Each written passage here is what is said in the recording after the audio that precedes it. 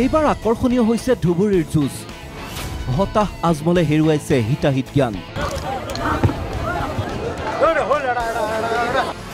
মঞ্চতে দলীয় কৰ্মীক চৰিওৱা আজমলৰ কাণ্ডক লৈ তীব্ৰ প্ৰতিক্ৰিয়া অহংকাৰী আজমলক চিকিৎসকৰ পৰামৰ্শ লোৱাৰ আহ্বান কংগ্ৰেছৰ তুলুঙা যুক্তিৰে আজমলক ৰক্ষণাবেক্ষণৰ চেষ্টা দুই আমিনুলৰ ধুবুৰীত যেন এইবাৰ ভৰিৰ তলৰ মাটি হেৰুৱাৰ উপক্ৰম হৈছে বদৰুদ্দিন আজমলৰ তিনিবাৰৰ সাংসদ বদৰুদ্দিনে এইবাৰ কংগ্ৰেছৰ প্ৰাৰ্থী ৰকিবুল হুছেইন আৰু বিজেপি অগপ মৃত্যুজোঁটৰ প্ৰাৰ্থী জাভেদ ইছলামৰ পৰা সন্মুখীন হৈছে তীব্ৰ প্ৰত্যাহ্বানৰ তাৰ পিছতে ধাৰাবাহিক অভব্য আচৰণত প্ৰকাশ পাইছে আজমলৰ অস্থিৰতা কেতিয়াবা যদি মাইক দলিয়াইছে কেতিয়াবা দলিয়াইছে গামোচা বুধবাৰে প্ৰিয়ংকা গান্ধীৰ আগমনত সীমা চেৰালে আজমলৰ খঙে মঞ্চতে মৌলানা আজমলে মাফিয়াৰ ৰূপ লৈ দলীয় কৰ্মীক সোধালে প্ৰচণ্ড স্বৰ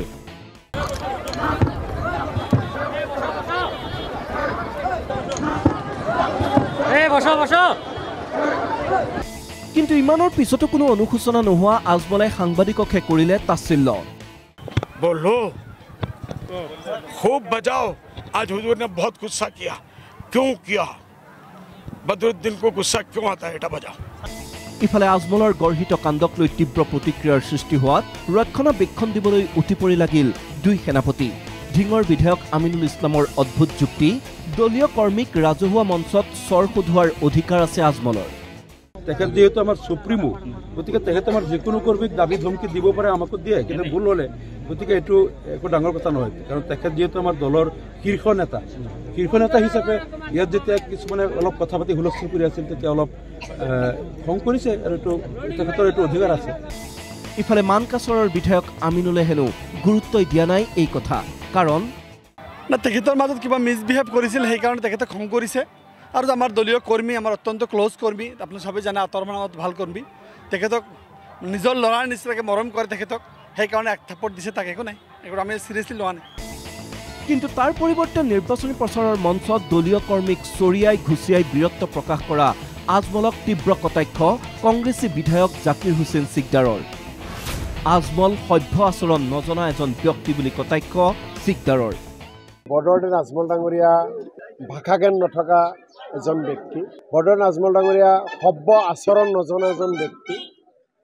সভ্য সমাজখনত এজন সভ্য মানুহ হিচাপে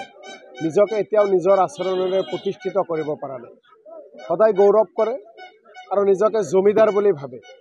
বদৰুদ্দিন আজমল ডাঙৰীয়াৰ টকা পইচা আছে আৰু বাকী মানুহবিলাককতো গোলাম বুলি ভাবে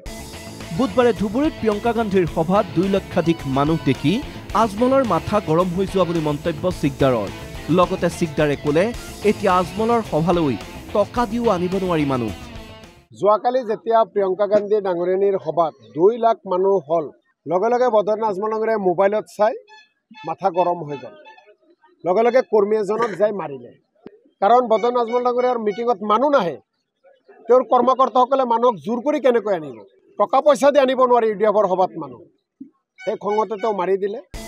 নিৰ্বাচনী প্ৰচাৰৰ মঞ্চত আজমলে এই স্বৰ ধুবুৰীবাসীক সোধোৱা বুলি কৈ 7 মেত ইয়াৰ প্ৰতিশোধ ল'বলৈ আহ্বান কংগ্ৰেছ বিধায়কজনৰ মই ভাবো যে তেওঁ যেটো স্বৰ মাৰিলে এই স্বৰ সমগ্ৰ ধুবুৰীবাসীক মাৰিছে ধুবুৰী লোকসভা সমষ্টিৰ প্ৰতিজন ভোটাৰক বদৰুদ্দিন আজমল ডাঙৰীয়াই স্বৰ মাৰিছে আৰু ইয়াৰ প্ৰতিশোধ ল'ব লাগিব ইয়াৰ প্ৰতিশোধ অহা 7 মে তাৰিখে ইভিএমত গৈ হাতৰ চিহ্নত ছাপ মাৰি বদৰুদ্দিন আজমল ডাঙৰীয়াক উপযুক্ত জবাব আৰু এই স্বৰৰ বিচাৰ দিব লাগিব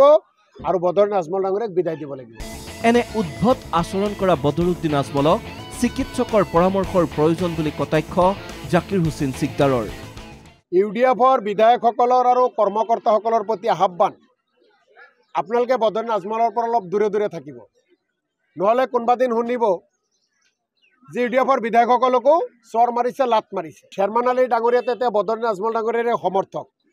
তেওঁতো বডিগাৰ্ডৰ বন্দুক লৈ মানুহক গুলিয়াব বিচাৰে বদৰুদ্দিন আজমল ডাঙৰীয়াই কেতিয়াবা বডিগাৰ্ডৰ বন্দুক লৈ কাৰোবাক গুলিয়াই দিয়ে নেকি খঙত গতিকে বদৰুদ্দিন আজমল ডাঙৰীয়াক চিকিৎসাৰ প্ৰয়োজন বিশ্ৰামৰ প্ৰয়োজন এনে হাৰিব এইবাৰ ধুবুৰীত তীব্ৰ প্ৰত্যাহ্বানৰ সন্মুখীন হোৱা পৰিলক্ষিত হৈছে বদৰুদ্দিন আজমল পূৰ্বে 3টা নিৰ্বাচনত অনায়াসে একপক্ষীয় যুঁজ দি জয়ী হৈছিল আজমল কিন্তু এইবাৰ যেন ধুবুৰীৰ প্ৰেক্ষাপট হৈছে সলনি প্ৰান্তে প্ৰান্তে আজমলৰ সভাত দেখা গৈছে খালী চকী সেইবাবে আজমলৰ লগতে এতিয়া হতাশ হৈ পৰিছে ধুবুৰীৰ AIDFৰ নেতা কৰ্মীও তাৰেই যেন পাৰ্শ্বকীয়া দেখা গ'ল বুধবাৰে ধুবুৰীৰ দাওভাঙিত হেলিকপ্টাৰ লৈ প্ৰচাৰ চলাবলৈ অহাৰ কথা আছিল আজমলে কিন্তু হেলিকপ্টাৰ নহাত হেলিকপ্টাৰ চাবলৈ অহা একাংশ লোকে উত্তেজিত হৈ ত্যাগ কৰিলে আজমলৰ সভাথলী আৰু সেই বাতৰি সংগ্ৰহৰ বাবে যোৱা সাংবাদিকক মঞ্চৰ পৰাই AIDFৰ নেতাই দিয়া উচতনিত একাংশই কৰিলে আক্ৰমণ ঘটনাত আহত হ'ল এজন সাংবাদিক পাছত সভাস্থলীত উপস্থিত হৈ খালিচকীৰ সন্মুখতে এনেদৰে ভাষণ দিলে আজমলৰ অভব্য আচৰণ আৰু AIDF নেতা কৰ্মীৰ সাংবাদিক নিগ্ৰহকো গৰিহণা দিলে জাকিৰ হুছেইন সিকদাৰে সাংবাদিকসকলক আমি শ্ৰদ্ধা ভক্তি কৰোঁ সংবাদ মাধ্যম হৈছে গণতন্ত্ৰৰ চতুৰ্থ স্তম্ভ সংবাদ মাধ্যম সাংবাদিকসকলক আমি সন্মান দিব লাগিব জীয়াই ৰাখিব লাগিব বদৰুদ্দিন আজমল ডাঙৰীয়াৰ মিটিঙত মানুহ নহ'লে সাংবাদিকসকলে প্ৰচাৰ কৰিব নেকি লাখ লাখ মানুহ খালী চকী দেখালে তেওঁৰ খং উঠে গতিকে যে সাংবাদিকসকলক মাৰিছে ইয়াৰ বিচাৰ ধুবুৰীবাসীয়ে 7 মে তাৰিখে দিব এনেদৰে এতিয়া ধুবুৰীত আজমলৰ ভেটিত কঁপনি উঠা পৰিলক্ষিত হৈছে পূৰ্বে 3বাৰকৈ ক্লিন সুইপ কৰা আজমলৰ এইবাৰ যে নিৰ্বাচন জয়ৰ পথ ইমান মসৃণ নহ'ব সেয়া মৌলানাৰ আচৰণ আৰু দলীয় কৰ্মীৰ কৰ্মকাণ্ডতে স্পষ্ট ব্যুৰো ৰিপৰ্ট NKTV+